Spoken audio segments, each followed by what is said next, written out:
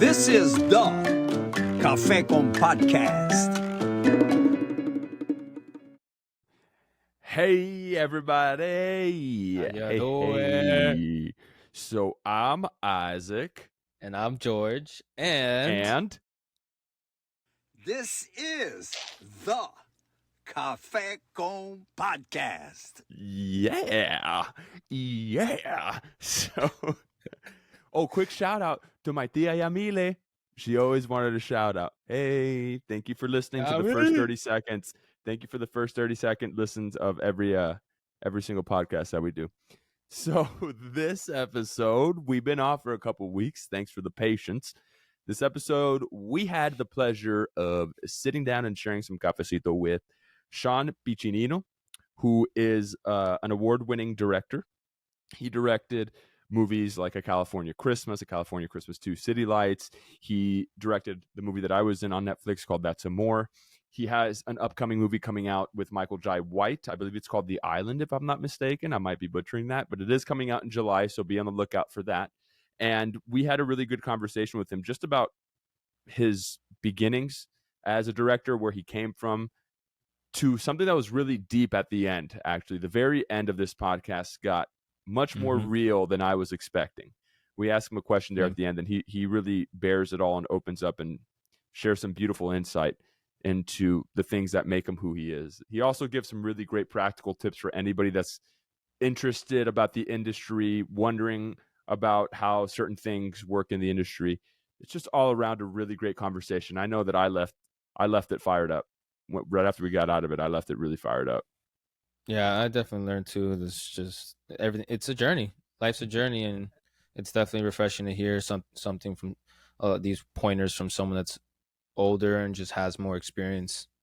Yep, So, yeah. I agree. So grab your cafecito, take some sippies, and enjoy Enjoy, everybody. what you're about to listen. And remember, This is the Café con Podcast. You know it, baby. Number one. cheers to Café con Podcast with the Cheers. Energizer Bunny, as people have deemed himself, the one, the only, Mr. Shaun Piccinino. And I Cheers. don't even need the coffee. That's the fun part. That's true. Oh, that's true. Even though I actually really love coffee, I mostly drink decaf because I start shaking if I have too much caffeine. Me too. I'm not a coffee guy, to be honest, but I do it because I don't want this to look like a gimmick. I just had my espresso. So for everybody who just saw that I cheers non-coffee, I just drank my espresso from Starbucks. Don't know what kind of espresso it is, but I'm definitely flying right now. Shaun, you told me a story actually when we were shooting about why you don't drink coffee anymore. Because you told me about your restaurant experience. Yes. So I think that's a good place to start off. Why are you not necessarily, not that you're not a fan, but why did you sort of wean off of the coffee? Well, I should say I didn't wean off the coffee. I weaned off the caffeinated coffee because I really love coffee. I really do. I'm actually one of the people that likes the flavor. I love the smell. I grew up, my mom was a coffee aficionado, so I actually it makes me feel like home. So I love coffee, but I had to switch over to decaf because I used to drink 6-7 cups of coffee a night while I was a bartender, like fresh at 21, and I was working at a 3-story restaurant that just, we had 3 bars, 3 stories. I was in the bar that I worked served the big parties. So I had 6 blenders, and, I would get tickets in my window. Each ticket, the waitresses and waiters would bring the tickets, and I'd have 30 drinks deep a ticket, get 6 tickets up in my window, and 90% of those drinks were blended. Pina coladas, margaritas, and I would just take the bottles of booze over the blenders, and I was just like going back and forth as they're blend. Like, it was just chaos. So to keep up with that, I was just, and they wouldn't let you, obviously you can't drink on the shift, and they really didn't want you to eat, although we had an awesome taco bar, and the dudes who were grilling up the tacos would sneak me some tacos. But But so I could drink as much coffee as I wanted. So that's what was happening. I was drinking coffee just to try and keep up with these crazy orders. And I woke up one morning. I was driving a motorcycle as my primary transportation, at the time, like a really smart 21-year-old would do. And I still drive motorcycles, but it's definitely just like for pleasure. I don't get on the 405 on a motorcycle. But I'm driving on that motorcycle, and I just had a cup in the morning, like as if the 7 cups the night before weren't enough. I had a cup of Joe in the morning, and I get on the motorcycle, and I literally almost had a nervous breakdown, like in the middle of driving the motorcycle, which is really scary to have that happen. And I pulled off to the side of the road, and like my heart was just pounding out of my chest, and I was just like, "What is going on?" So of course I went to the doctors, and they're going through all the stuff with me. What's your diet like? And then we get to the big question, like, how much caffeine do you intake? And I'm like, how many cups of coffee a day would you say? Well, depends. What do you consider a cup? What do you consider a cup of coffee? So the doctor's like, yeah, you're probably going to want to just cut that off completely, at least for like 4 to 6 months. That's what the doctor told me. Wow. And like, I can almost guarantee you this is what's gonna give you like panic attacks because you are just consuming so much of it. So that was, I was young and dumb, and I don't even remember. I started drinking orange juice in the morning, and I was like, this is so weird. Like, how do I acclimate to this? But yeah, ever since then, like I go back every once in a while, I'll have a cup of Joe. It's cool, like with caffeine or whatever. And then, but if I do that a couple days in a row, my hands start shaking again, and I go, oh, okay, no, not gonna do it. So I stick to decaf and teas and stuff like that. And funny enough, tea doesn't really do it to me. I mean, I guess if I drank 6 cups of tea, it'd probably do it to me. But anyway, so that's my caffeine story. That's the reason why dude. Oh, yeah, it's fun. Yeah. Why? What happened to you? Yeah, I just get if I drink too much coffee or just enough coffee, I get like very like I don't get like, external jitters. I get internal jitters. Like to the brink of where I'm gonna start jittering though. Yeah. I never drank coffee growing up. It wasn't just even though I'm Colombian, it was never a thing for me to do. I don't know. I was very hyper as a child, so my parents were like, "We're not giving him anything that's gonna get him going." So no coffee for me until college. Real quick, I just got a comment on this sweet wall of kicks behind you. Oh, I know. That's why I never show this part of my room when we're having an episode. But I figured this would be the episode to do it. I definitely am seeing the swoosh back there, but it's kind of hard to make out what you got going on up there. Yeah, your video is fuzzy, George. It'll be better when we upload it. Yeah, it's fuzzy right now. That's because you have the 7-Eleven Wi-Fi going on, but it'll be better when we upload it. But Shaun, we got some MJs up there or what? Yeah. Yeah, some UNCs. I was born in Chicago, so like I'm a Heat fan, but I'm a Jordan fan. So whenever they play each other, I'm kind of conflicted, but I probably will root for the Heat. I know. He revolutionized not only basketball, he I'm revolutionized a the game. I'm a Cali kid. Was I the biggest Chicago Bulls fan ever? Everybody, I think, just jumped on that bandwagon. The man who could fly. When him and Pippen and all of them were just crushing it, I think it was hard not to be a fan. You know what I'm saying? Of course, it's revolutionary. Dude, Shaun he's an aficionado of sneakers, correct me if I'm wrong, I read that. Yeah, but you get a new pair of sneakers every time you start filming something or you're working on a new project, right? Yeah. I've got to get. That's kind of my little, if you want to call it the sports. What do you call that? Tradition or like superstition. Yes. You know what I mean? I got to get a new pair of sneakers that I'm going to wear on that set, and it's kind of like my good luck charm. And if the stars align, they'll probably be some Jordans.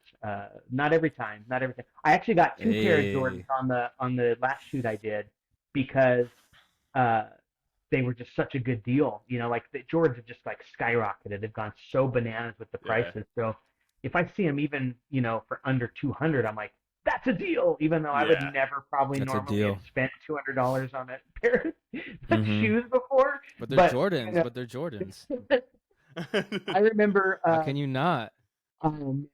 I was shooting a movie with Ali up in NorCal, and they have a pretty sweet Nike outlet up there. And at one point, I want to say this was like 4 or 5 years ago. Uh, you could get Jordan ones, like the high top, the mid top Jordan ones for like $99 at the outlet. Mhm. Wow. It was like Yeah. we bought so many pairs of Jordans when we were on those shoots. It's like 2 movies in a row where they were just killer deals. One of my director of photographies, I had a birthday on one of the shoots, and he bought me some gray and white Jordan ones. I was just like, Ooh. and but anyways, that was like just a golden little pocket for that. And then of course they jumped up $300-400. We're like, oh, okay, well. Dude, Air Force I One. remember growing up, outlets. You go to Air Force any outlet, you could find so many steals. Oh yeah. Wow. Yeah. It's not that way. They caught on though. They caught on. People were like searching all the outlets, so they kind of slowed it down. I could tell. There's Yeah, only they like did. 1 or 2 outlets in South Florida now. In South Florida, you can find some steals, but now it's. I mean, before it was like everywhere, every outlet. Yeah. But now it's I now probably they're would getting have bought a stingy. lot more had I known. I know the resale value of those bad boys. Right? I mean, my Yeah. God, That's the whole George. Let me see business the right there. let me see the rest of your wall, George. Show me the rest of your shoes, because I know you got some more on the other side. No, or do you only have those 3? It's just one more row. It's just one more row. God, and That's you have sick. them I all love color that, bro. coordinated. That's You're cool. so Yeah, so I have white, coordinated. black, and then colors. I don't think my wife Yeah, would that's let me how- put one of those up. Guys, I'm a little jealous right now. It's a lot more practical than you think. It's not for. It is kind of for the aesthetic, but it's a lot more practical than you think. Because imagine if I didn't have that, how would I get these shoes in my room Yeah. to work? wanna, You know? You don't want to see my closet, dude. They're just like, yeah, crazy. It's crazy. The wife let me Oh, put up. Yeah, I don't even have space in my closet for them. I know. I was gonna say, at least you got your guitars back there, though, Shaun. Yeah, That's yeah. nice. That's a nice little. Put up some That's instruments. nice. I got lucky there, but no, she won't let me do Nice. the shoes. What is that top one? What's that top guitar that's hanging up back there? That's a mandolin. Ooh. A mandolin. Ooh. Oh. I don't know if you can really see it, but I have this Irish, like Celtic. It's called a lyre harp, which actually Whoa. my daughter's name is Lyra, which is actually kind of based on that. So I found that one handmade. The people were hand making them, and I'm like, I don't even know what this is going to cost me right now, but I have to buy it because it's my daughter's namesake. Oh my So I got God, that that's hanging up beautiful. over there too. This is gonna be a Oh good my episode. I God. feel it. I feel it. I know. George feel it. Michaels, just a little background I on feel George. it. George, he's a music producer and he's a DJ and he lives in Miami. Oh, So okay. yeah. So You're talking my he's- language. You're speaking yeah. my language. Sneakers Yeah. and instruments. I love like creating music too, bro. I do everything from like, obviously I've got a mandolin up there, so I might be doing some folk music. Oh, I see your setup.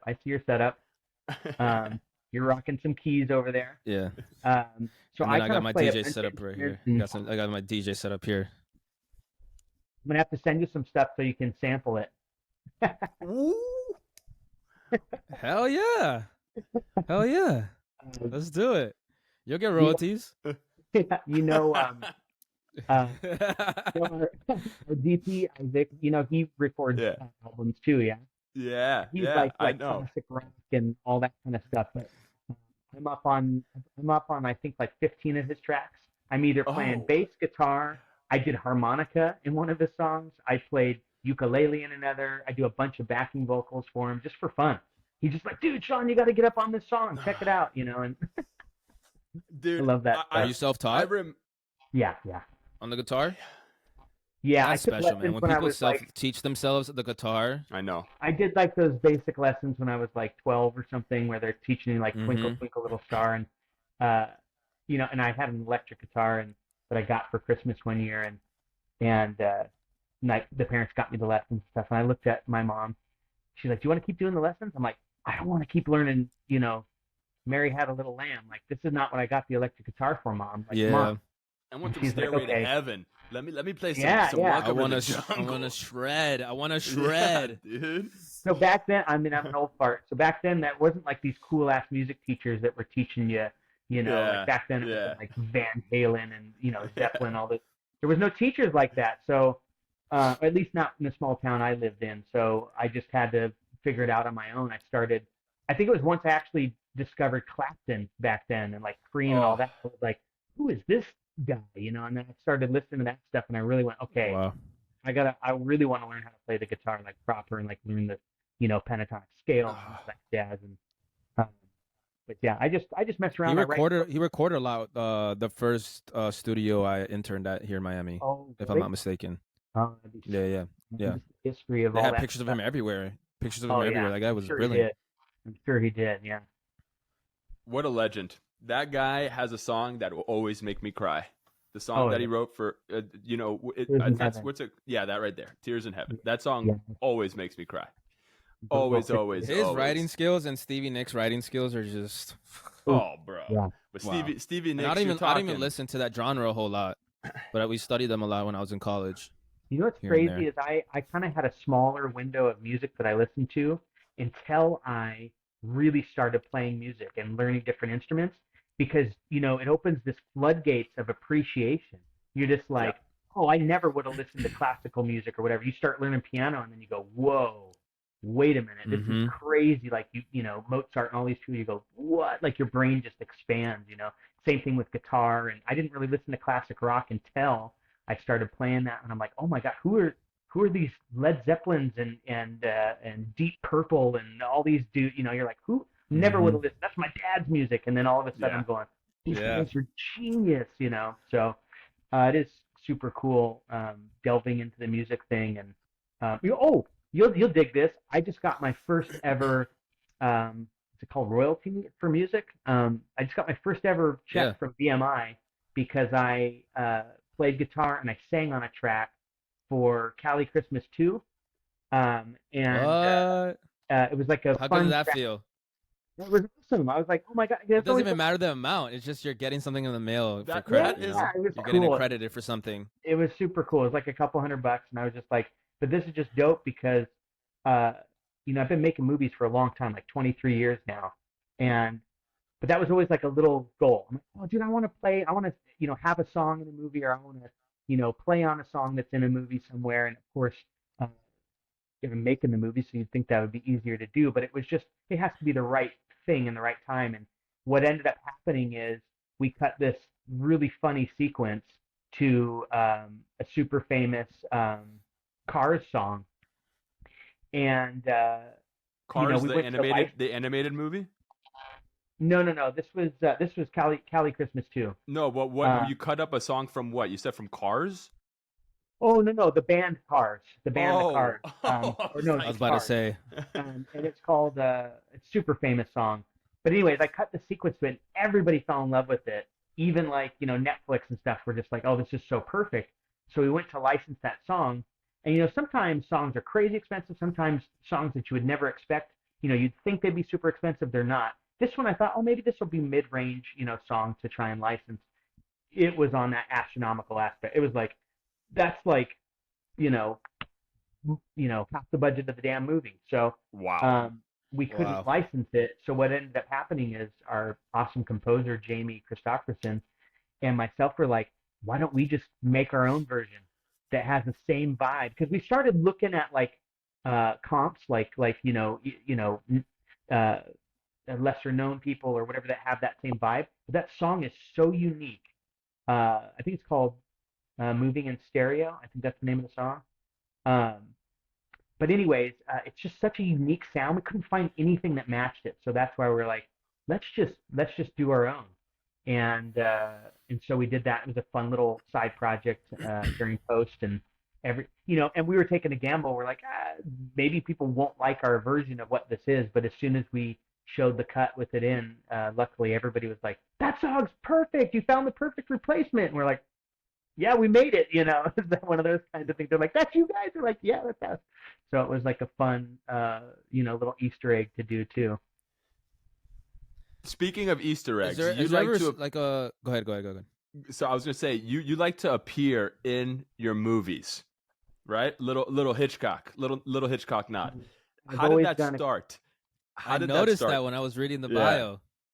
I've done. Well, look, I grew up in the theater. My dad was a drama professor. He directed 2 plays a year, so I grew up literally classically trained in acting from my dad. And I was just naturally, you've seen my energy, Isaac. I like entertaining people, as do you. And so that part of it's just always been natural. But so I can't remember exactly how it started, but it was just one of those things like, somebody's like, oh, you got to do a cameo. And I did it. And then that was a lot of fun. And then it just kept happening. And then it became a thing. I'm like, well, thinking back, I'm like, oh my gosh, I've always appeared in any project I've directed. So now I should try and keep that up, even if it's just in the background. Sometimes I'm a blur in the background, but at least I'm there somewhere, in the cut. And then other times I get, a couple lines here and there or whatever. And that's fun too. But my favorite cameo ever is in a movie called American Fighter. And I'm on screen for maybe 3 seconds, and it's me taking a slow motion, full on for real punch in the face, and just my cheeks are doing the thing, and blood spraying everywhere. And it was, it made the trailer.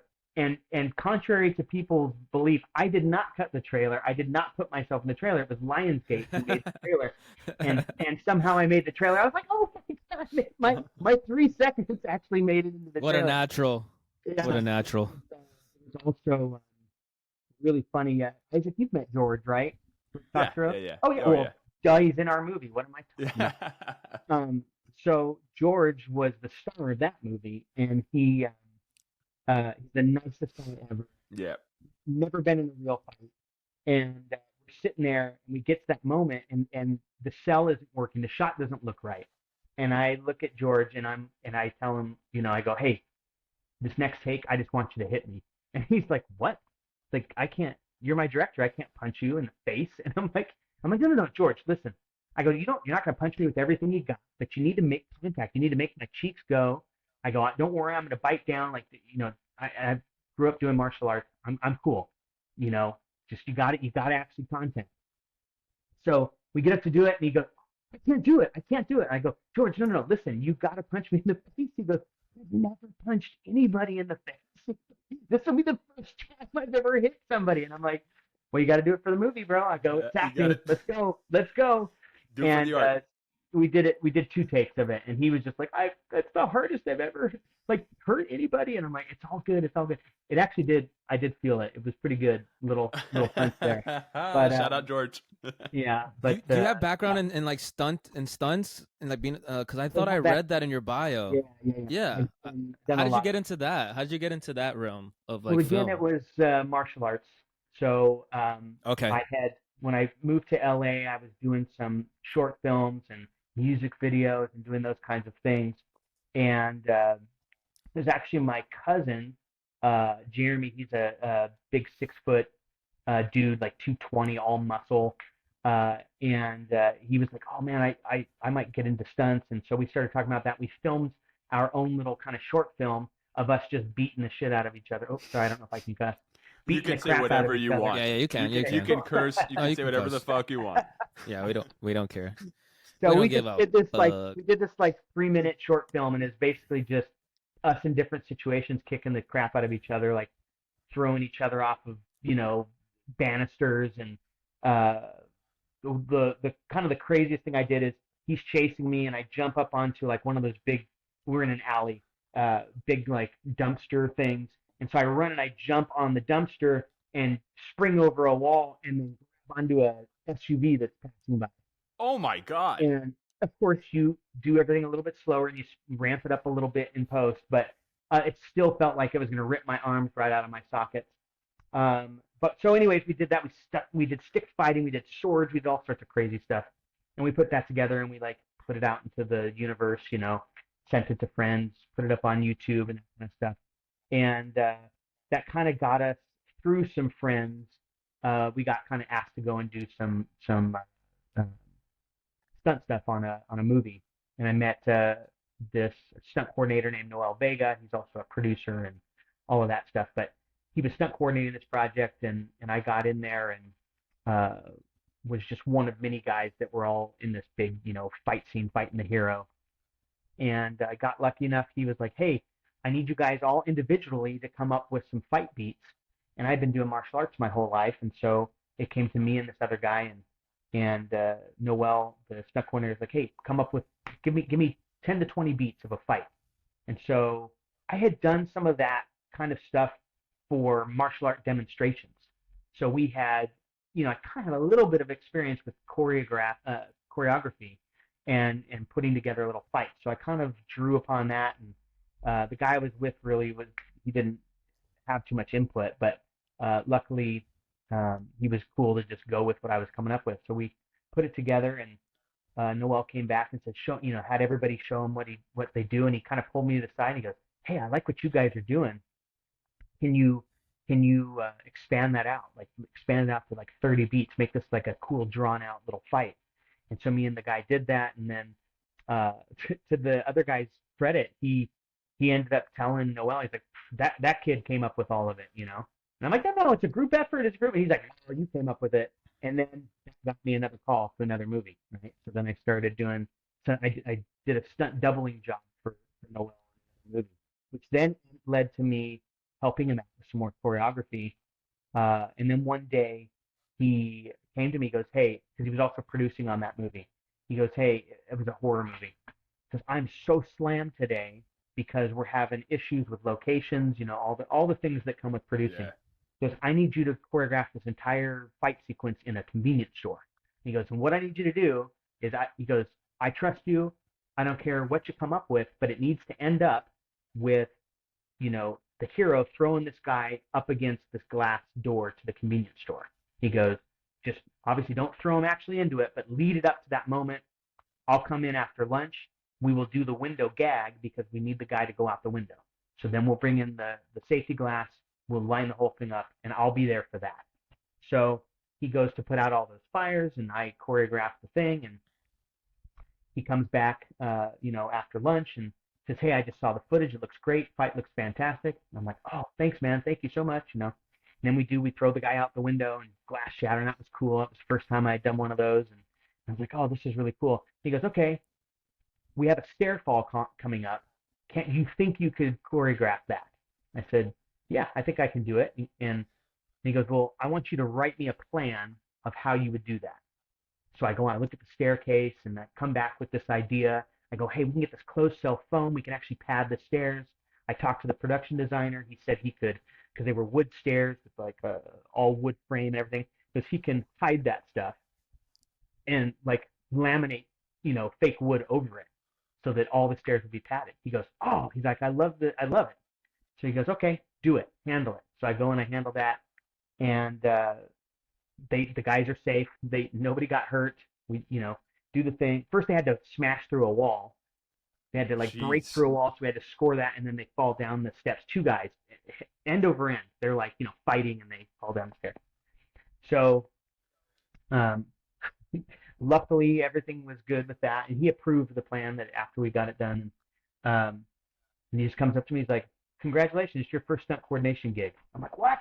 So it was just, and he's been there in my career like a lot of times. So awesome to have mentors like that. That's why it's so important to give back, is that nobody, just magically gets opportunities. They have to be created by people. And if you're ready, or, you can step up and rise to those challenges, that's what, really is a fantastic thing. So, he gave me my first second unit directing job on a network show. My first video game, which I've done like 45 to date, most of them with him, almost all of them with him as well. So, yeah, just such a cool. So that's kind of how I got into it, through martial arts, and then friends, and then having an awesome dude like Noel, believe in you. Did I read that one of the video games you did was a Spider-Man video game? I did. I played Electro. Oh, What? which Spider-Man? Which game? Which game? I saw which that game? too. I think it was Spider-Man Web of Shadows. That's what it was. It was called Spider-Man. It's like they had all the symbiotes and stuff was involved in that one. So I also, like in the video games, you have, like a core group of people that do all the motion capture, the stunts, and then performance capture as well. Sometimes you get to do voices, or sometimes they hire different voice actors. But on that one, I got to play Electro with like my main character, and then I also played a bunch of symbiotes and various enemies and my buddy Orlando was playing Spider-Man. So we we got to battle it out there for a whole bunch. That was fun. Dude, that is awesome. I love all the That's Spider-Man wild. video games. That Yeah. is awesome. So you kind of got your start in through like the stunt game then. Yeah. So, Is so that what how- I did was Yeah, I that's what it did, sounds like. I did first. I had done. I had directed my own feature.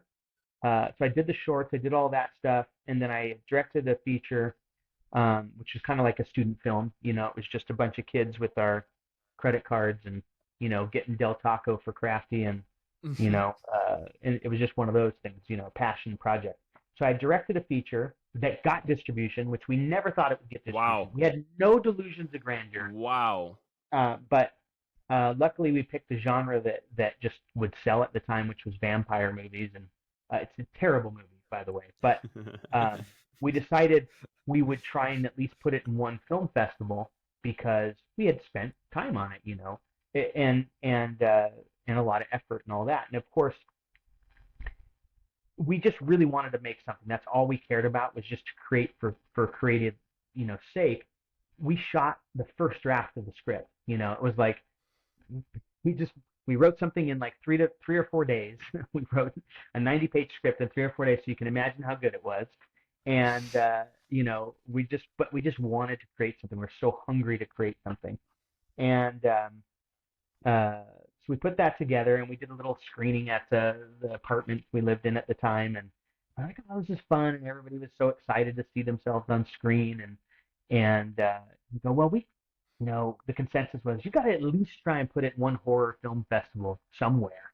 And so I scoured the internet. I'm like, oh, here's a horror film festival that it's called like the New York Independent Film Festival or something, and they had a whole horror genre competition in it. And That's cool. I made a website. It was the one cool thing I did for it, is I made a cool website. The website looked dope. I'm not even gonna lie, it looked super cool. I had the vampires like hanging from the ceiling with like blood dripping off their teeth, and so I sent that website along with the submission. And was it better than the movie? Was the website better than the movie? Way better. Yeah, hands down. And so I got a call like 2 or 3 days later from the film festival, somebody working at the film festival, and they said, hey, we really dig the project. Congrats, you're being accepted into the film competition. And I'm like, oh my gosh, no way. And in the same breath, the guy was like, do you have distribution for the movie? And I'm like, what do you mean? Like, do you have distribution for the movie? Like, I'm like, no. Like, do you want distribution for the movie? I'm like, yeah. Wow. It was like one of those things, And I'm sure the contract was horrible. Like, we didn't have any idea. We're just like, sure, whatever. But we spent around $12,000, I think, all in, with everybody's credit cards and buying cameras and all that stuff.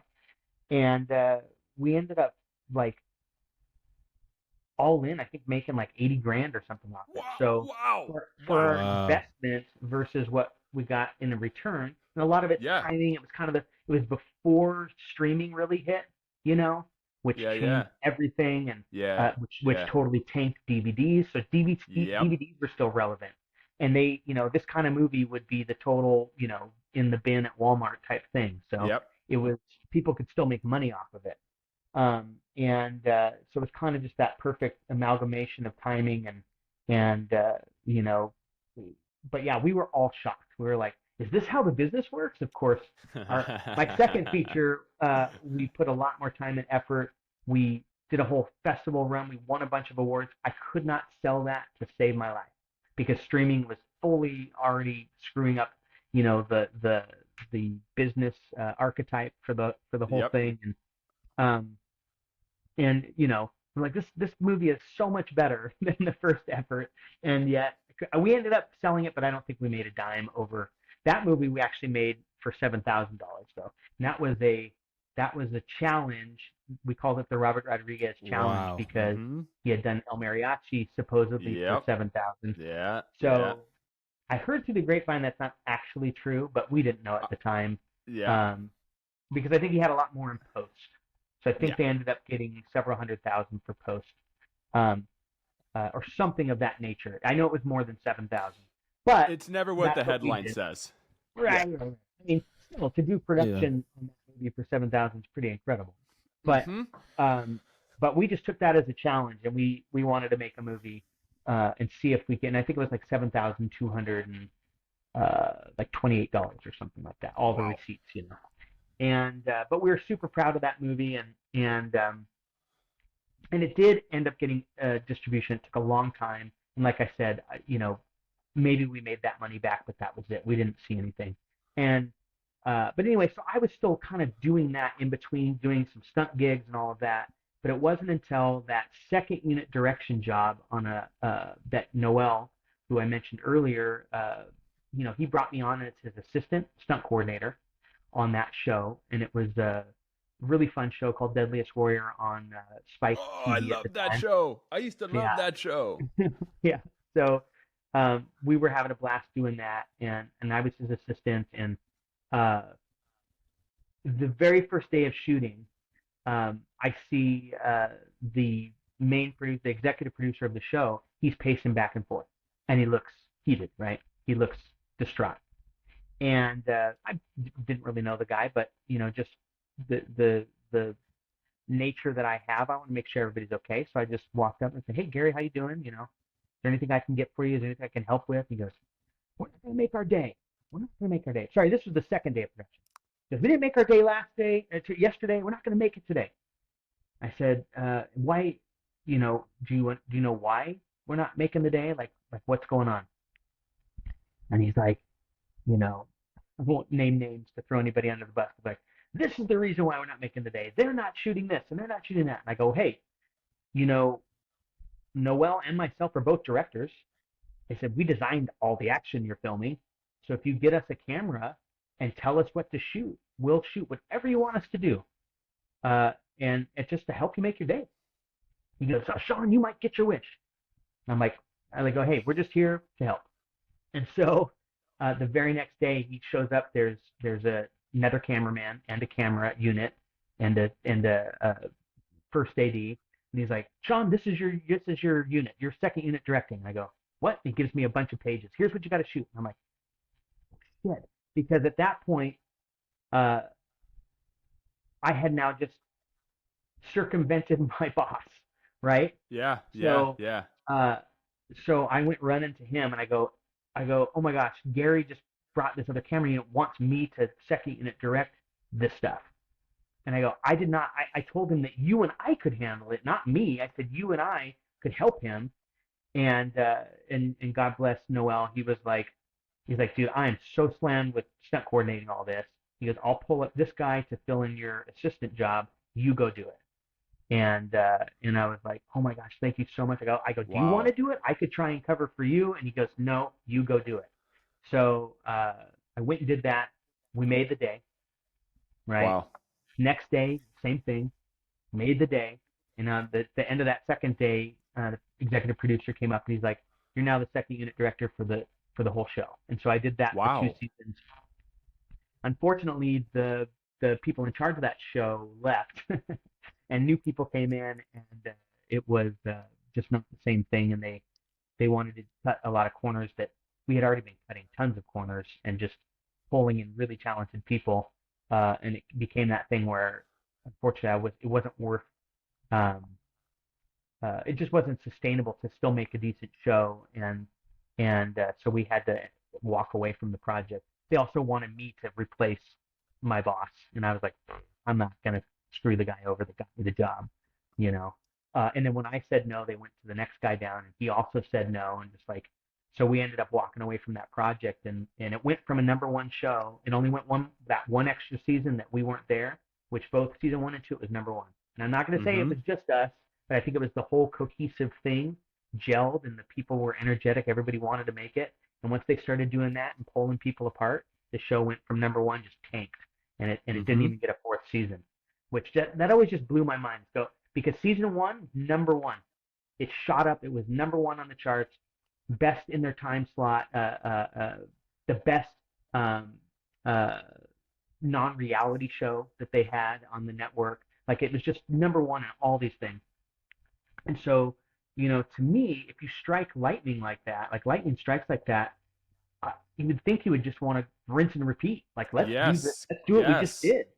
Yeah. Instead, they started cutting corners on season 2, and you're like, nah, what's going on? And then those creative powers that were behind it were going, this is BS. We're not going to stick around if you do this. And then by season 3, they were, totally new people in charge, and they wanted to cut all sorts of corners. And you're like, this is just, it's just going to be a shit show. And so we had to walk, which was unfortunate because we really liked that show, and we liked working on that show.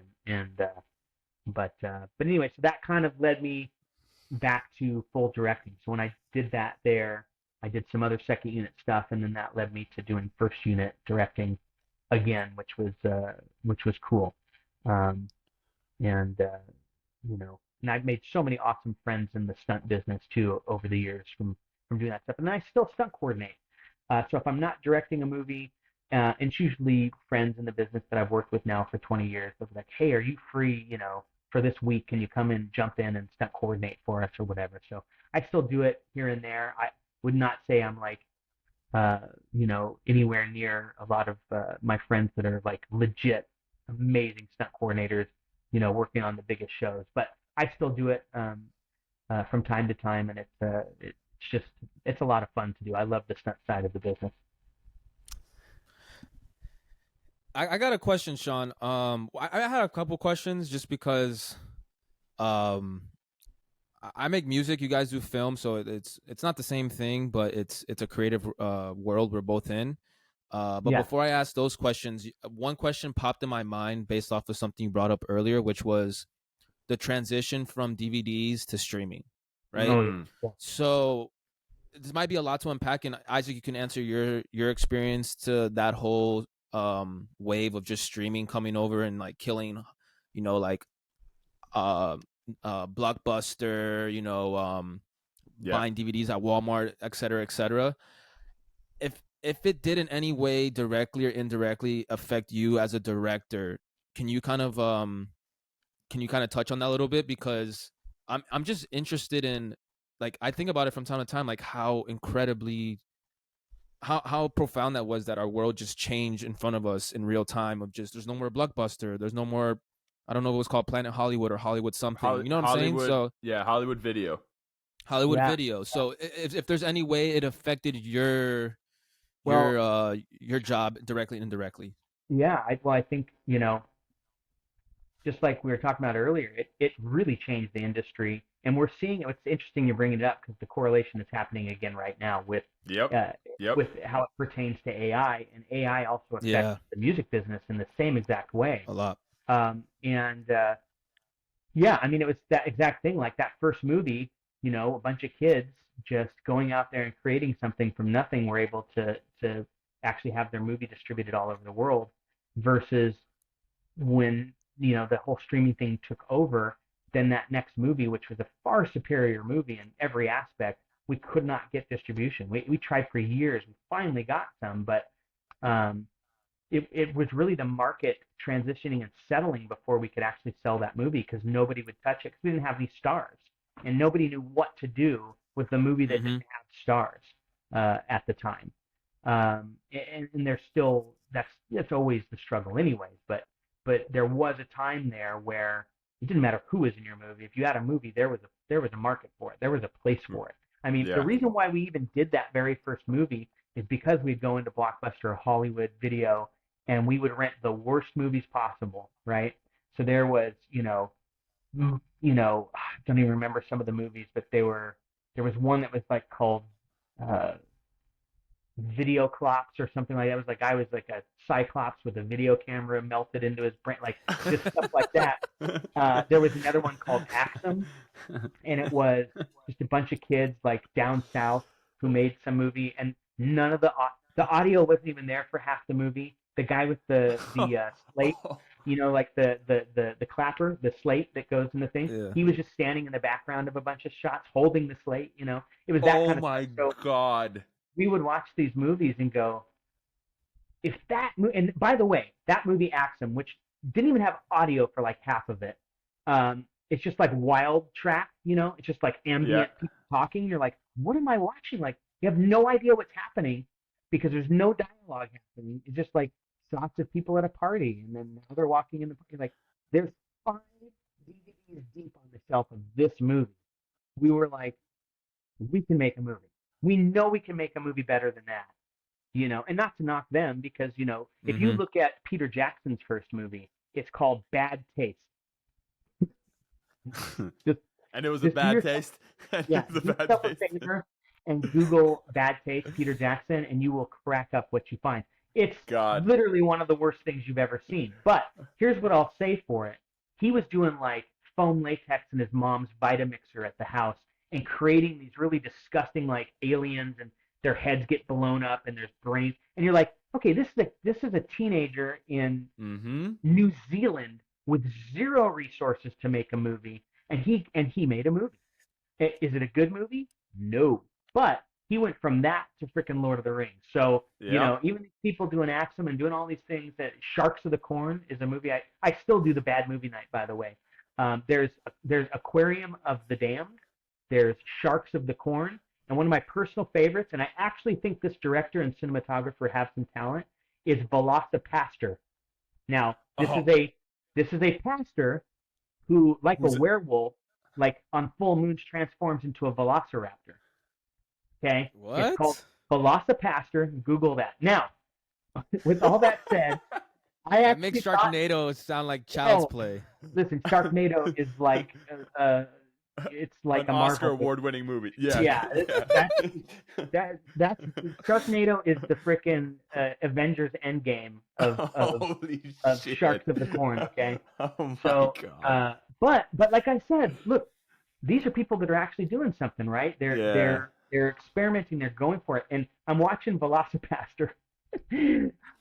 And there's shots with like silhouettes of shadows on the walls, and you're just like, okay, these guys, they're trying something cool here, And then the blood splatter hits the wall. You're like, all right, this could be the next Peter Jackson. You don't know, So I applaud those kinds of things, but I think we had that golden era of time where those movies could still find an audience. Now they're still being made. And everything, technology has come up to such a way that it makes, nobody has an excuse anymore. You want to go make a movie, get yourself $1,000 camera that shoots 6K and freaking go make a movie. Get yourself an Audio-Technica lav mic for $150 on Amazon, and you can actually have decent quality sound. Like, there's ways to do this stuff now, so there's really not that excuse. But it also, in the same respect, it saturates the market so much that it can make it harder to actually find distribution. Would you say that streaming did that? Saturated the market for like now there's just so many different shows compared to before? Yeah. It's opened the floodgates, right?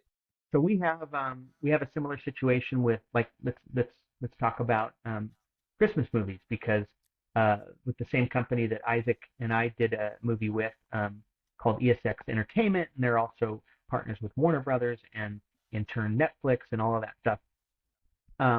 We did this movie called A California Christmas, and we shot it in June of 2020. Pandemic fully blown, fully going on. Nobody's shooting movies, and we figured out how to make it safe in a bubble. We had a married couple that were the two stars, so they were okay to like make out in the scene, and it wasn't like a big deal. And so we made that movie. And it blew up. It went #1 in the world. It got over 100 million viewed hours for this tiny little Christmas movie. And that opened the floodgates for Christmas movies. So that year, in the entire world, there was like 20-something Christmas movies that were made. Or that were released, I should say. They were probably made years before that. But there were 20-something that were made. I don't want to say it's just the success of our movie, but certainly California Christmas had an impact, because that very next year, I think Netflix alone did 36 Christmas movies, and there was 178 Christmas movies made, worldwide. And then the next year, which was last Christmas, there was something ridiculous, like 300 new Christmas movies being made and released. You're just like, whoa. So that does happen in that way, like things get flooded in the market, and you will reach saturation. Like, I don't know if the Christmas movies have topped out yet, but and you've got the hallmarks that are just always going to make those movies no matter what. Right.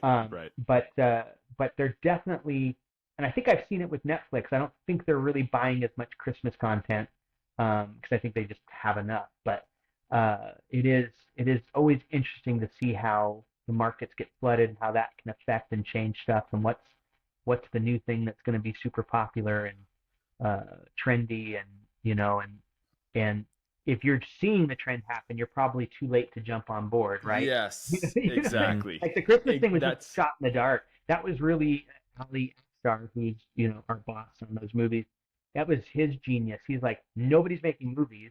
If we can make a Christmas movie, and he's thinking Hallmark, he's thinking whatever. He's like, we have a really good shot at getting it sold, but we didn't even make it to production before Netflix. Like, yep, we want in. We want it to be a Netflix original. We didn't even get to really. I mean, the green light was barely lit on making that movie, and Netflix was already like, we want it. How did they know to pull the trigger on that? Did they read the script, or did you guys give them like a demo, or for all that they had the script and the track record. We had done, I think ESX at the time had 6 or 7 movies already on Netflix, so they knew who we were. They knew the quality of work that we were doing, and so we checked off the boxes that way, and then, but it was really because they didn't finance it. It was bought by them. So once we finish the movie, they start doing the payback.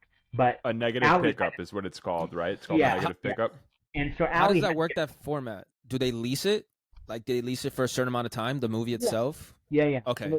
I don't know the terms. I have no idea what the actual terms negotiated were. But it's kind of that essentially. Yeah, sometimes they're 3 years, sometimes they're 10 years. I don't know what kind of deal was struck with that. So wild. But The Office, they had it for a long time, I remember, and then everybody was pretty upset that they were going to drop them. Yeah, you see stuff come and go. Now the thing with like Netflix originals, though, those will always be on there. I would assume. I guess there's a world where it's their shows. It's funded by them, right? Yeah.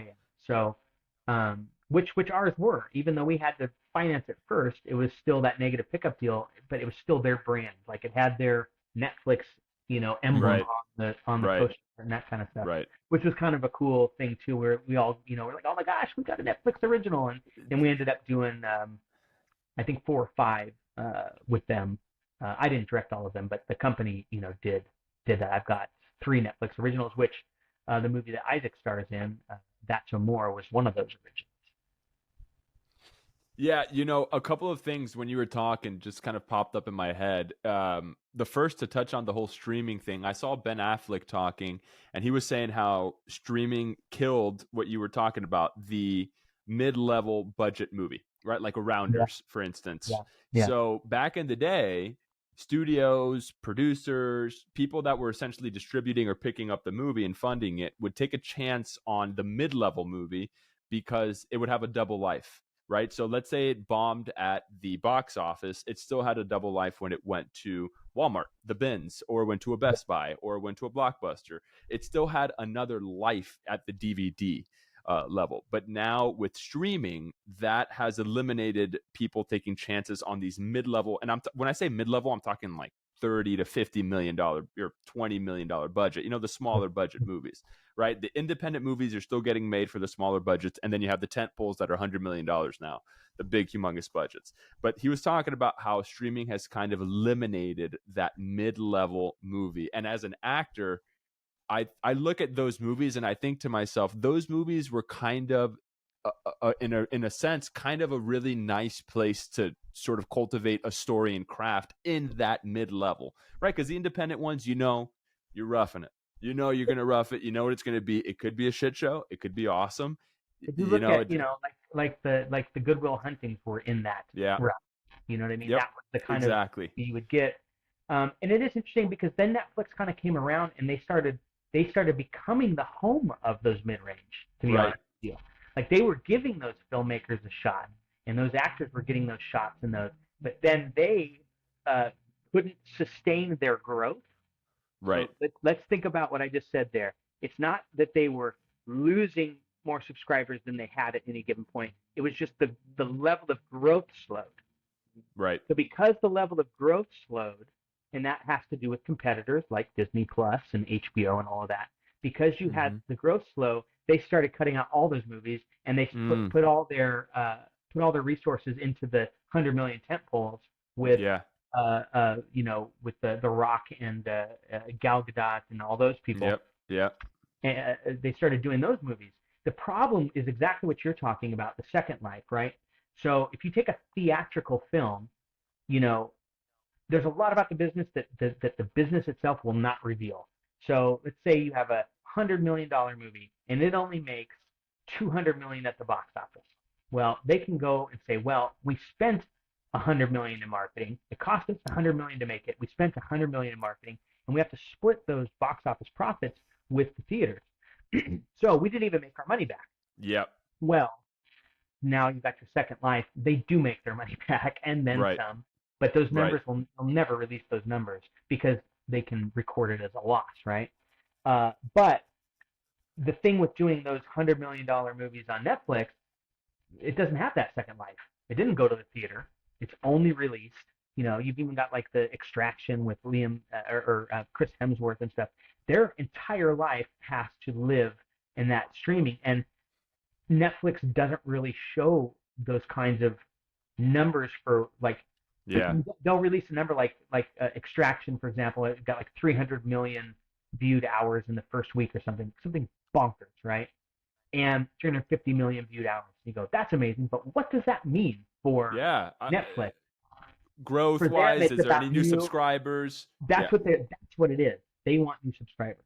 So their level, I think, of success is not just eyeballs on it, because if that was true, we would have done a California Christmas 3, right? Yeah. Because California Christmas 1 and 2, for the amount of money that Netflix spent on those movies, is nothing compared to the viewed hourship, right?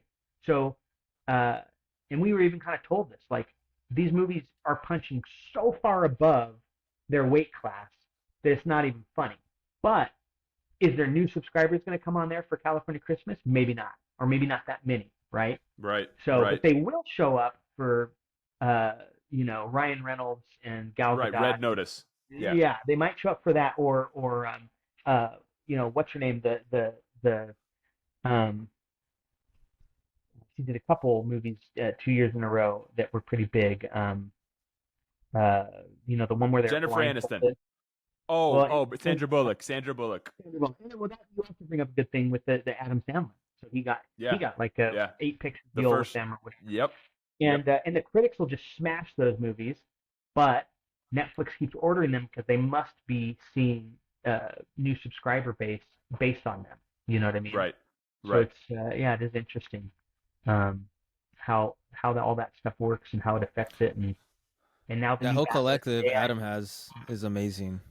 Like his group of friends and how they make films together. Yeah, that's pretty fascinating to me. Yeah, that like you're saying, critics smash him, but there's people that want to see him and his friends make films. Like they're just and you've got so relatable.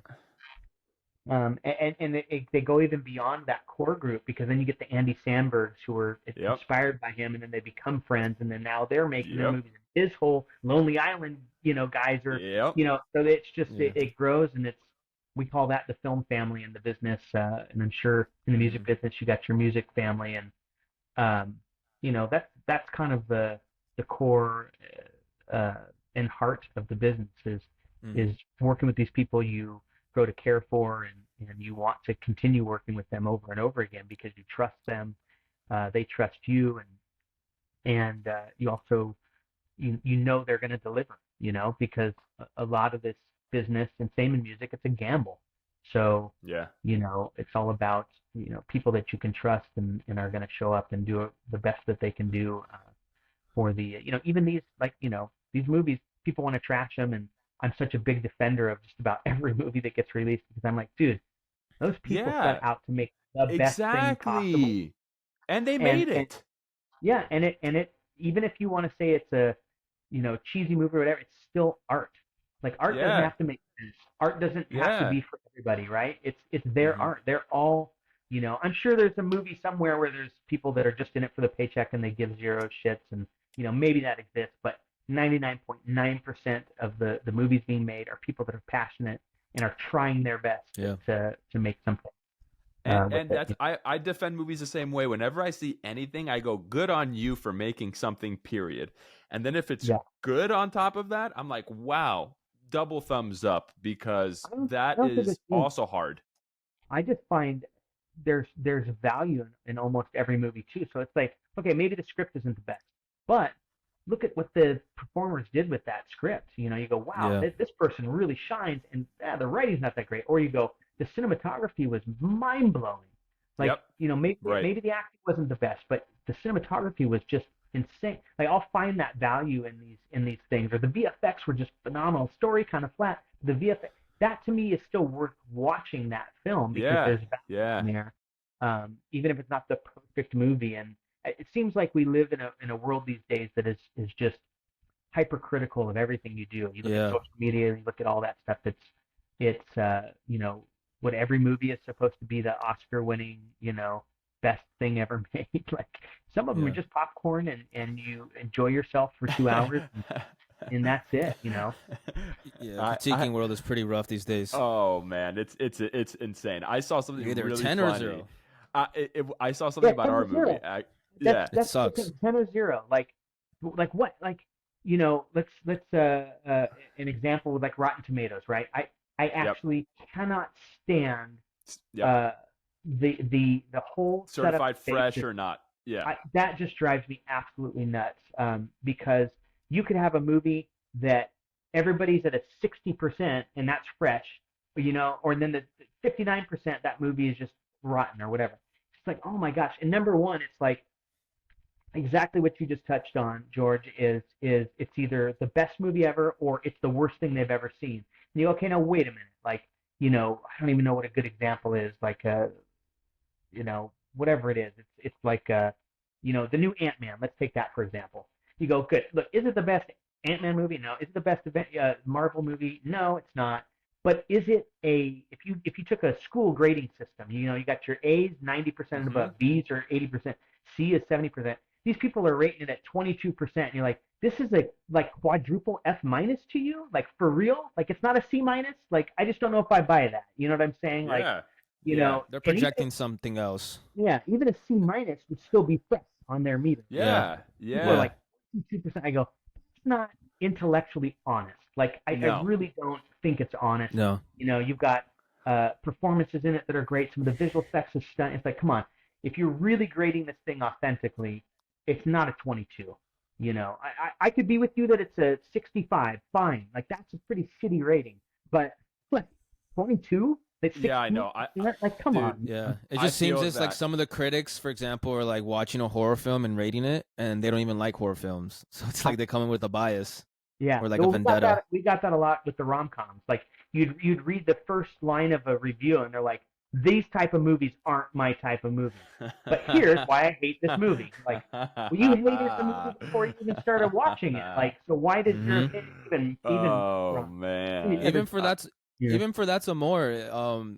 There were some very tough critics on that one. They're vicious. I'm like, I was like, I'm still gonna watch it because my friend's on there. Obviously, that's a bias I have, and I don't like chick flicks, and I do not like rom-com. But I genuinely enjoyed watching that movie, especially the ending where it was kind of like she's taking the risk to try to rekindle this thing with Isaac, but it leaves like an open end. I love shows like that in movies where you don't really know what happens at the very end. You know what I'm saying?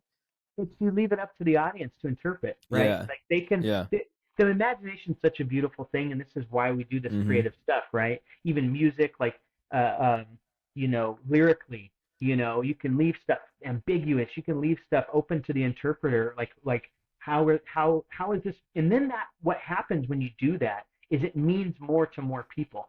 You know what I mean? If you're just like, nope, this is exactly how it goes. This is exactly what happens. Now there's one answer versus it could be a multitude of things and mean a multitude of things for so many people. And I think that's just a cool way to do it. It's interesting, the polarity of, like we were saying, critics and then the public, right? Like, people were shitting on That's a Morph. Some critics were, but that thing was it was on Netflix top 5. It was number 2 for like a month and a half. So it's like the people have spoken. Yeah. That's why the Rotten Tomatoes formula, whenever I look at that, I look at the audience meter. I never, ever, ever look at the actual Rotten Tomatoes, because that's also an aggregate of a lot of people, like you guys were saying, with certain biases that are getting paid to critique something. And they come in with the mindset. And they come in with the reputation for a certain way to critique, right? So, I mean, to be completely honest, I try to stay away from all types of critiquing just because, I don't know. Sometimes like, for instance, with That's Amore, I let myself kind of feel it for about a week and a half. I was in it, and then I said, I have to take a step away from this because it's starting to take up too much mental space. No. But I did see I saw a funny TikTok. I saw a really funny TikTok. Oh, wait, was that kid who critiques movies? No. Oh, okay. I saw some funny TikToks.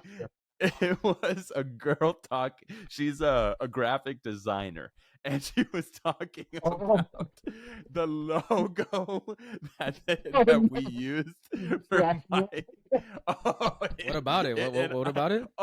Oh, dude, she goes, I would have, look at this guy's, she couldn't even get the words out because she was laughing so hard.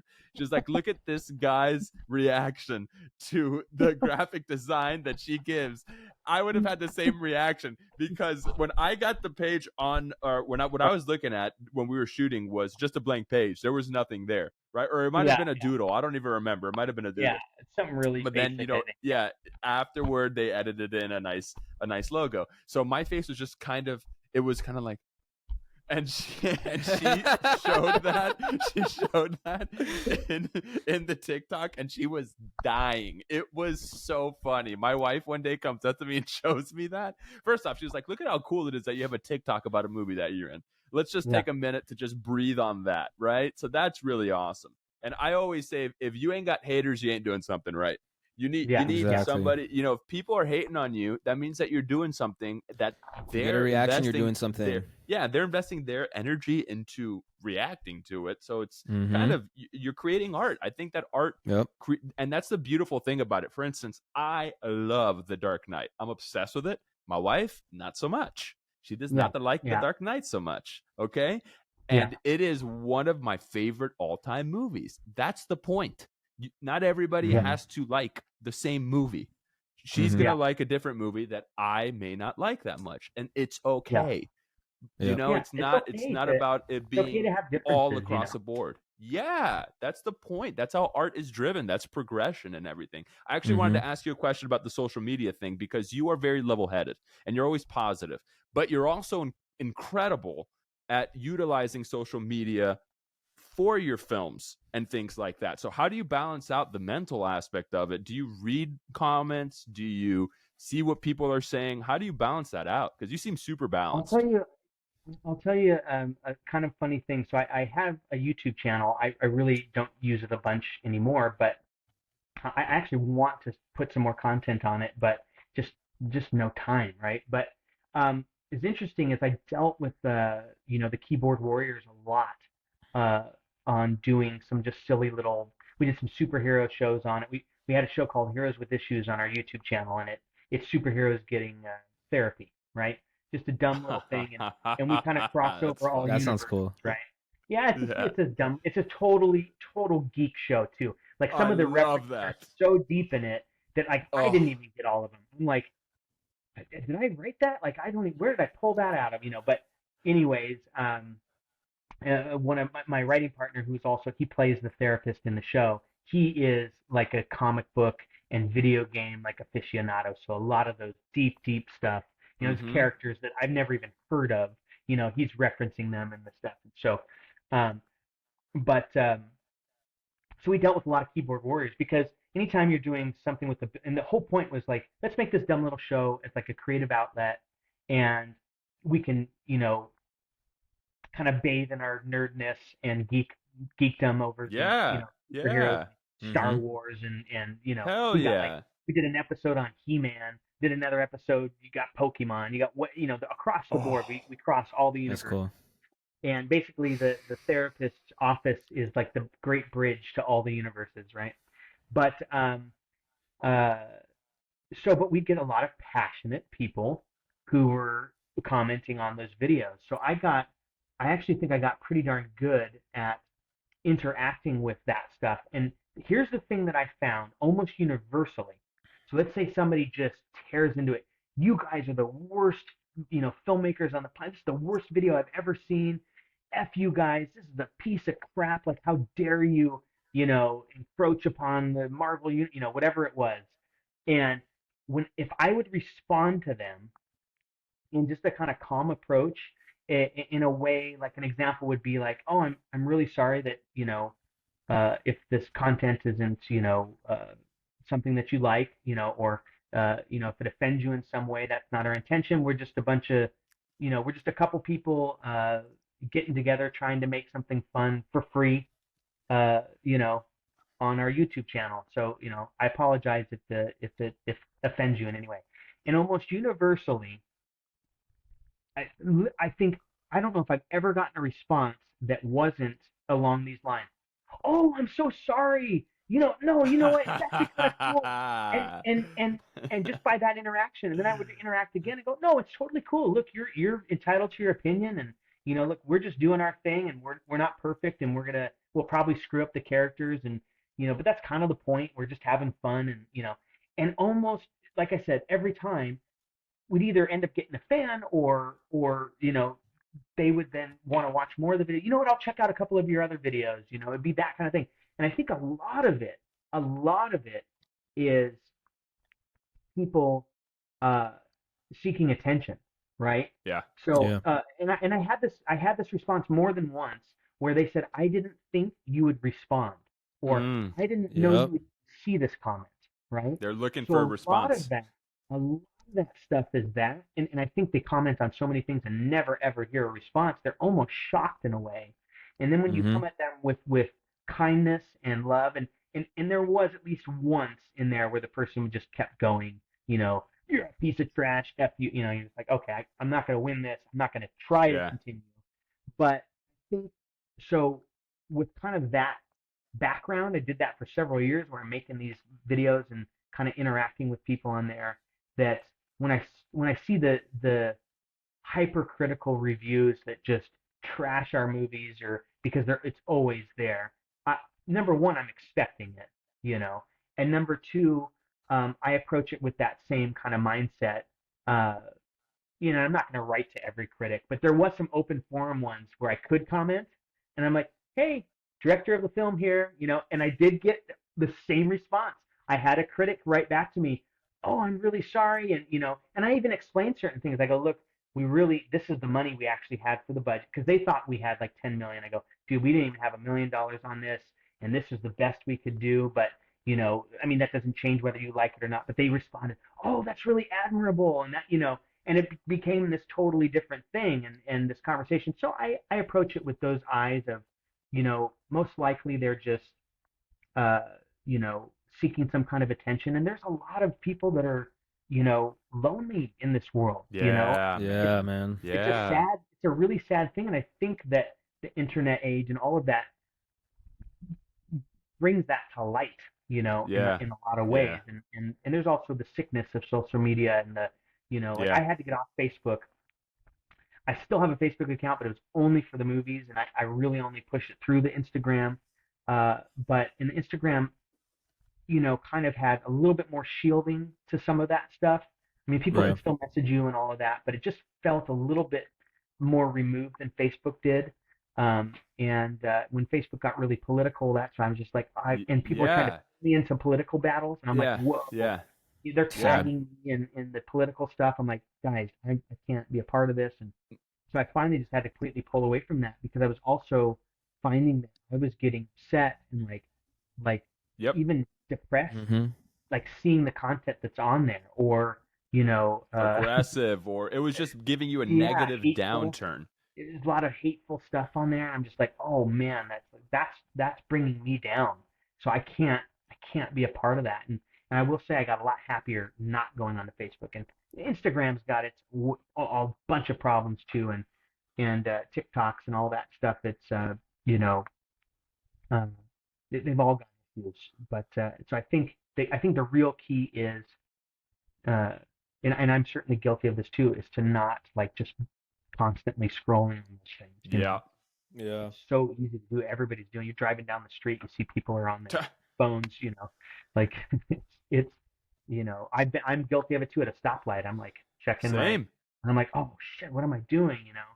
What But good is that going to do for you to just and that's when I delete my Instagram app, is yeah, because it's when yeah, I'm at a stoplight and I immediately open Instagram and start scrolling, and I yeah. go, who cares Tell me, what's on Instagram right has this now? ever has this happened to you? Like it's happened to me where it's an auto response. Like I'm not even thinking about it. I pick up the phone and I click that Yep. social media app, and I'm like, whoa, Yep. why am I going here? I didn't even like there was not a reason for me to even go there, but just my brain just like, oh, I gotta check that, or I didn't even think about it. It just Habits. happened. The Literally habit. scratching Yeah. an itch. You're scratching an itch. Yeah. So I actually have a funny story about that. Like when I'm driving, I it's like second nature to me now to not pick up my phone. Because one time, I was out late at night with my cousin. We were driving back home, and there was some guy that actually T-boned us because he was texting and he took a red light. ooh, So that struck a chord with me. Like I had an epiphany of like, I don't want to change someone's life just because I have to look at my phone, So, but it's even sometimes beyond us even want to look at the phone. It's just literally we're scratching an itch. It's yeah. it's crazy. It's crazy how we don't even know what we're doing half the time when we're so deep into our phone, an hour or two, just scrolling. Yeah. But And that's how this little thing was born as well. This podcast that we started was sincerely just to have an hour, just to talk to each other with our phones on do not disturb. I wasn't talking to George as much as I wanted to. I've known him since I was 4 years old. He was a groomsman at my wedding. And I just hit him up and I said, hey, man, even if nobody ever listens to this, I would like to spend at least an hour a week just talking, just to see how you are. And it's been Cool. ridiculously beneficial and a huge blessing just having people come on and just talk. Like today, I've taken so much from everything that you've talked about. I can't thank you enough for even considering to come on here and spending. I know that we're coming on to 5:30. I know that you got to get out of here in a little bit, so I kind of wanted to bring this up to I'll come on as often as you guys will have me. Oh man, don't say that. Yeah. Don't say that, Shaun. By the way, I did a podcast once upon a time. We called it Cinema Files Radio or something like that, and I quickly realized podcasts aren't just easy. Like they take work, man.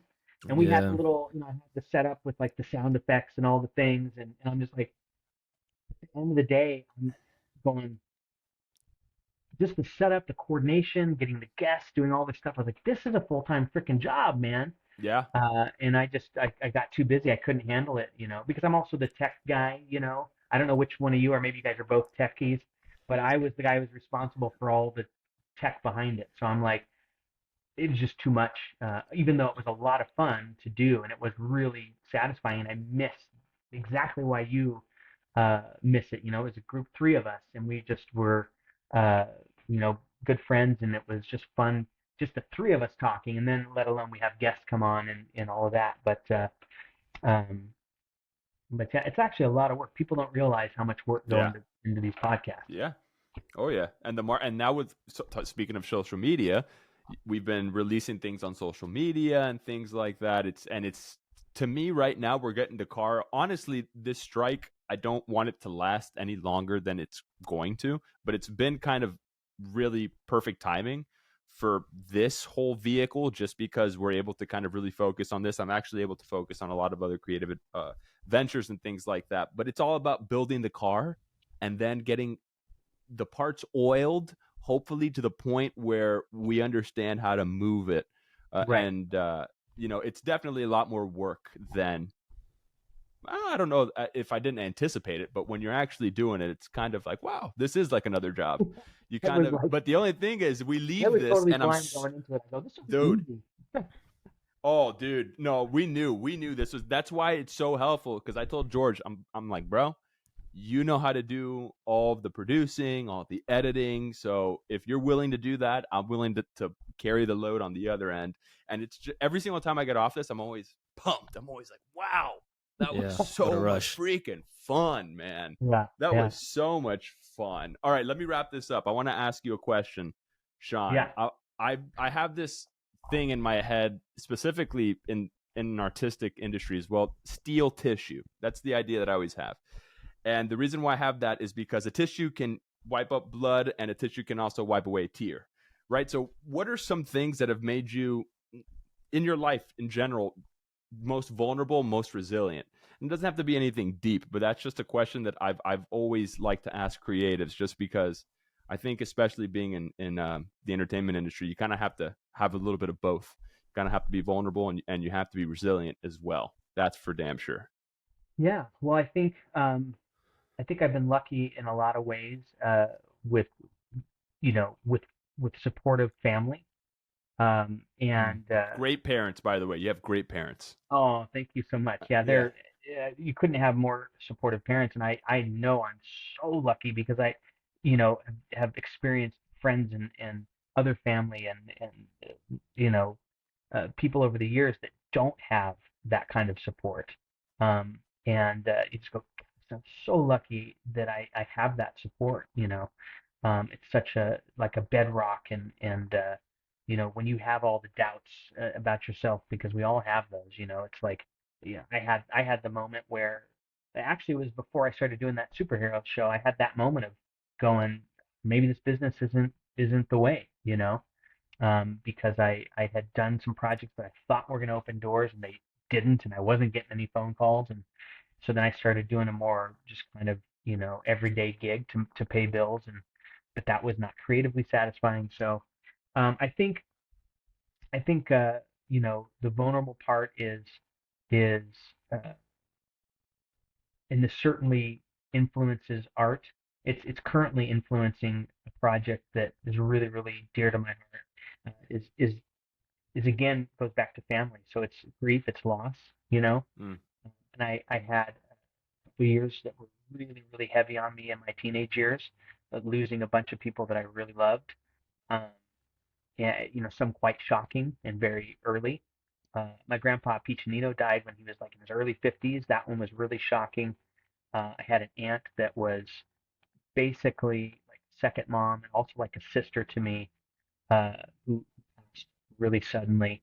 Uh, and you know, and then my grandfather on my mom's side, he passed in his 50s too. They both went so young, and I'm in my, coming up to my mid 40s, so I'm like, that's not far away. So I think those relationships and dealing with that kind of grief and loss really. Also, my mother is still alive, so I'm going to preface this story with her. She's still with us, but she had an aneurysm when I was like 11 or Oh 12, wow. and she died three separate times. I'm going to put in a different earpiece because my earpiece is dying. Can you guys still hear me? Yeah. We can hear you. Can you hear us? Good. Yeah, sorry, that earpiece was dying. That's okay. We heard beep boop boop. Okay, We yeah. heard Oh, everything though. Yeah. you heard it. Okay. Yeah.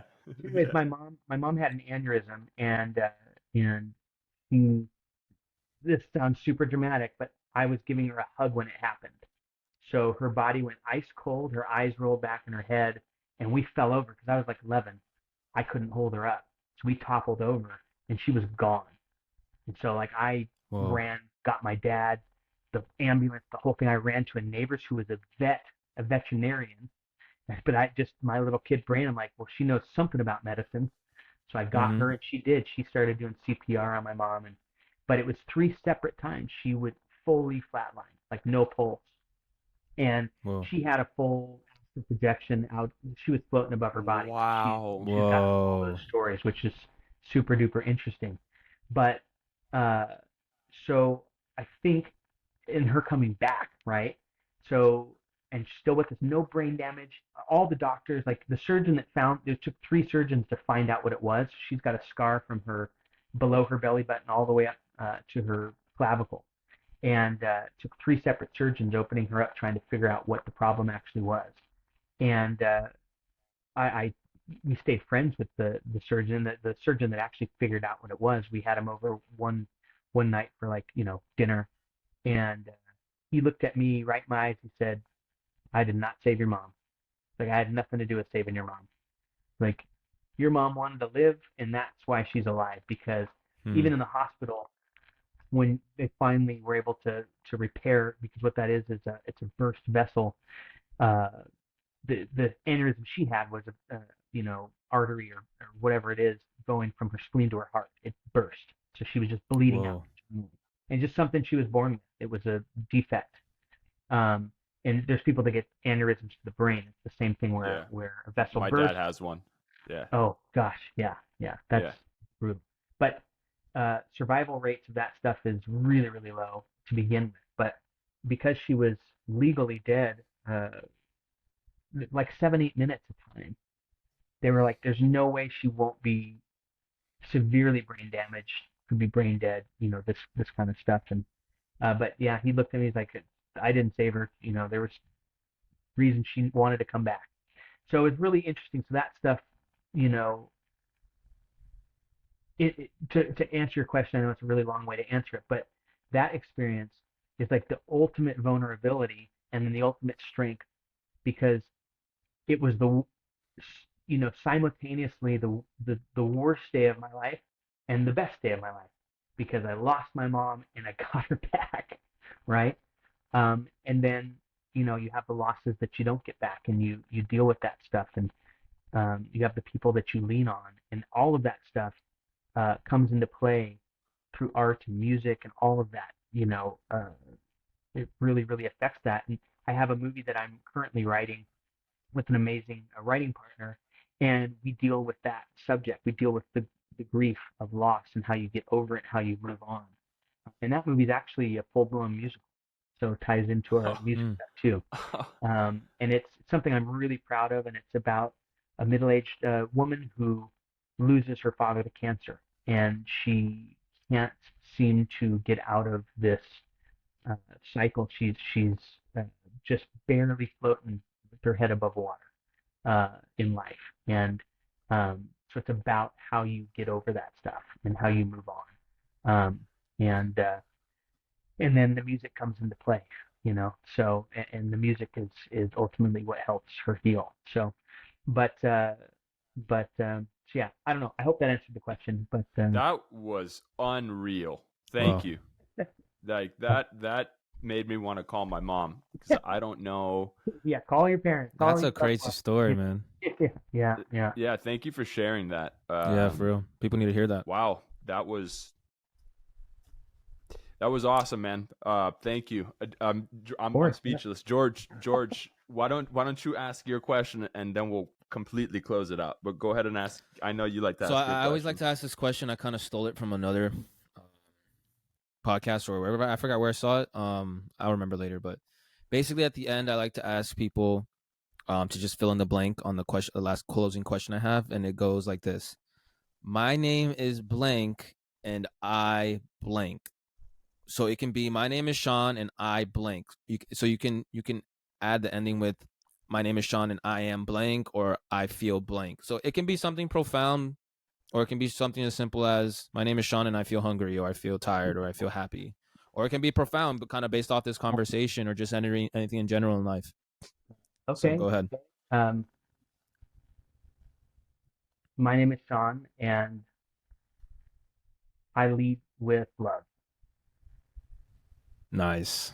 That's how I try and live my life, Shaun, everyone said some similar stuff, man. It's we're doing something with this podcast. I'm not trying to toot our own horn, but I mean, everyone definitely comes with a perspective, so my heart is so full, man. I can't thank you enough to spend your Friday evening with us.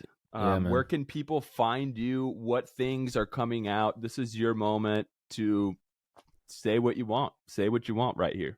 Yeah, well, I think social media-wise, Instagram is where you'll find me the most often, peddling our movies, of course. It's definitely, there's some personal things here and there, but mostly it's about our time on set together and with different projects we're working on and stuff like that. So if you are interested in the entertainment side of it, you're going to get plenty from me there. As Isaac well knows, I kind of, especially when movies are coming out, I just put that stuff on blast. But I try and do it with the fun perspective, like through dancing I know Isaac saw me dancing a fool when That Tamor was doing so well. Every day that it was in the charts, I would do a dumb dance on Instagram, or TikTok. Bro, you're a good dancer. It was not a fool. You're a good dancer. Dad moves at this point. At one point, I was a good dancer. But yeah, so Instagram, it's director Shaun Piccinino. Fairly easy. If you put in director Shaun and spell it Shaun, I usually will pop up. You can also go to directorshaun.com. You don't need the last name, just director Shaun, SHAUN.com. That's kind of the personal website. I've got a movie coming out hopefully this summer. I can't really say. You didn't hear it here, but this summer I've got an action movie coming out. Good martial arts in there. Oh man! Nice. And one of the guys you worked with. Yeah, I saw a little. I read a little bit about it on the interwebs, and one of the guys you worked with. Michael Jai White. That guy can. Yeah. Nice. Like, I was blown away. I'm like, how is it gets his leg up there so fast? And I'm a career martial artist myself, and just watching him work was super cool. So look out for that. That movie's called The Island. It's gonna. We shot it all in the Caribbean. It was like, this is my life. Like, what is happening right now? I'm making an action movie in the Caribbean. Like, is this even real? Like, I definitely had to pinch myself. So be on the lookout for that. The Island with Michael Jai White, Jackson Rathbone from the Twilight series. He's actually so freaking funny in this movie. Nice. Like, he totally, the script was great, and the script was actually funny for his character, but he took it to a whole different level. We also got Gillian White in there. She's an awesome actress in her own right. She also kicks some butt. Her and Michael are married, but I think this was their sixth movie that they've actually done together, and they both just kick serious butt. So they're a blast to work with. So yeah, that's the next thing coming. So I'm excited for that. And hey, when I get an actual date and all that, and when it gets close to it releasing, I'll be happy to come back on here and we can talk martial arts. Yeah, let's do it. One of my favorite. Oh, go ahead. Go ahead. No, go ahead, Shaun. Oh, no, I was just gonna say that the stunt coordinator on that movie is a guy who also does work and is tied into the Star Wars universe, which I was pretty stoked to be working with him because he was working on Mandos and Boba Fett's and all that stuff. I was like, this is awesome. You said something earlier, and I was going to cut you off, but it led into that beautiful story that you were talking about your mom, where you were talking about how you have supportive parents, and you were doing, right before you started doing the superhero thing, you were like, oh, maybe this is not the way. And I almost said, this is the way, but I stopped myself. I held myself back because you were going down your path, and I was like, let me just hold that back. And what I was going to say, Michael, go. Oh no, go for it. Michael Jai White, all I was going to say is one of my favorite videos of all time is him teaching Kimbo when you're punching. That video of him showing Kimbo how the fast and slow punches. And he's just like, if you just keep it right here instead of telegraphing, exactly. Instead of telegraphing, you just keep it right here. Telegraph. Because our brains really, honestly, we talk about 3D, but distance is actually a really interesting thing. Actually, truly being able to tell if something is close or far is actually an illusion, because it grows in size, right, as it gets closer. That's actually what we're seeing. So if you can do it in a way, and he also comes in that straight line.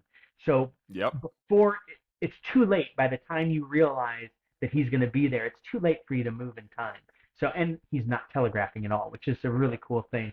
We had some stunt guys getting those same lessons on our set, so it was pretty cool. Oh man, he pulled that lesson out and did it. But anyways, that was a lot of fun. And one of my all-time favorite comedies is Black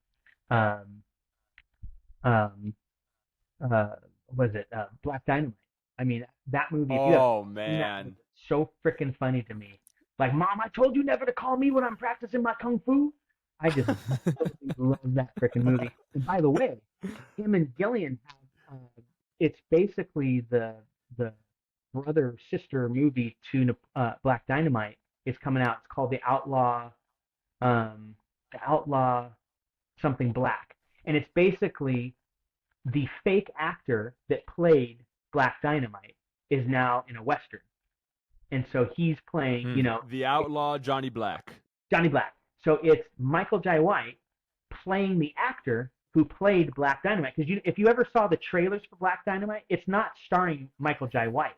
It's starring all-time NFL running back. I can't remember his name, but it's so it's this whole like kind of fake universe. So I absolutely love. I got to see behind the scenes on that movie because Michael was kind enough to show us some of the scenes, and I was just dying. It's it's equal parts kind of that 70s era filmmaking. It's equal parts that like the martial arts side of things, like Enter the Dragon, right? And it's equal parts Mel Brooks. Like that's what he did with Black Dynamite and with this now Outlaw. There's a sequence in there that I was just crying laughing. So anyways, that one's going to come out soon. So be on the lookout for that. Shouting out Michael and Gillian. She was a producer on that movie as well. And it looks so freaking funny. So I will be lining up theater to see that one when it comes out. Let's go. The Outlaw Johnny Black coming out 2023. The Island coming out. Shaun, you're the man. Thank you so much. God bless you. God bless your family. Thank you so much for coming on. You guys, much love. Appreciate it, you, Shaun. man. Appreciate it. It's not goodbye. See you later. Yeah, amen. Dude, coming back for the Island. Let's do an Island episode if you're Let's down. do it. I'm down. We'll do a special. We'll do a special, and we'll put everything in the description. We'll put his info in the description. Yep. Bang, All right, bang. guys. All right, guys. Thank you, guys. Yeah. Awesome. Thank you, man. This is the Café con Podcast.